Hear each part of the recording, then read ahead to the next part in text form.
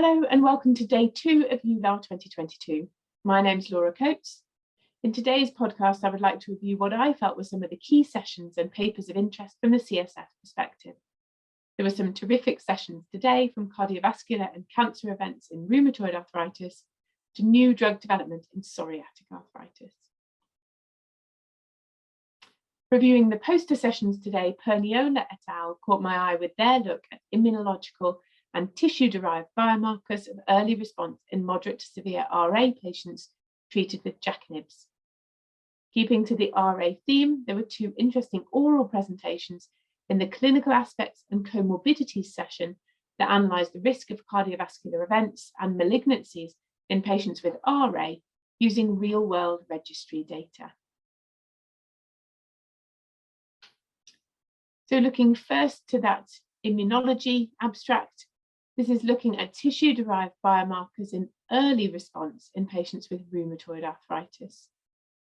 It was found that a pre-treatment immunological profile, peripheral blood-derived B-cell phenotypes, and synovitis severity are associated with the early achievement of at least DAS28 CRP CDI low disease activity in rheumatoid patients receiving JAK inhibitors despite their CIL activity. Looking at risk of cardiovascular events, this data is from the Rabbit Register in Germany. They looked to analyse MACE under treatment with JAK inhibitors, TNF inhibitors, or conventional DMARDs in patients with RA, and looked at treatment episodes from 2017 to 2021.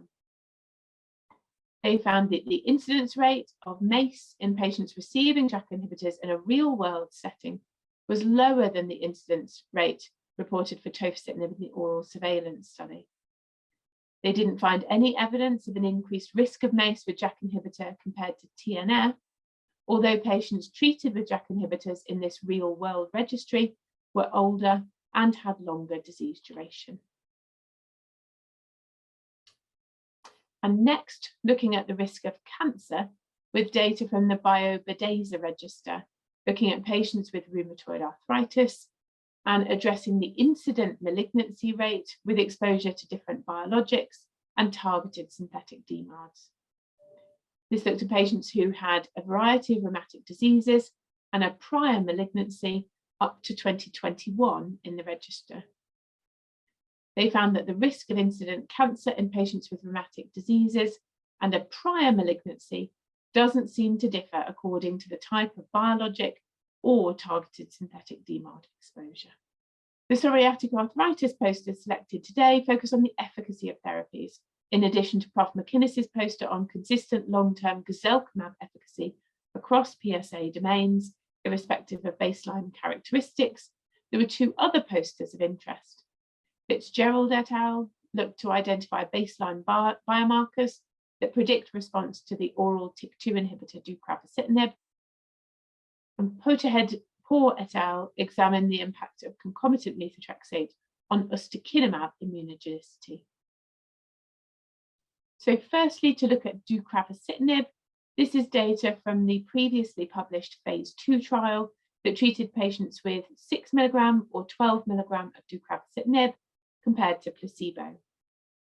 Molecular profiling of baseline serum samples was performed by Immunoassay, and they also looked at this alongside clinical response measured by ACR20 for the joints and PASI 75 for the skin.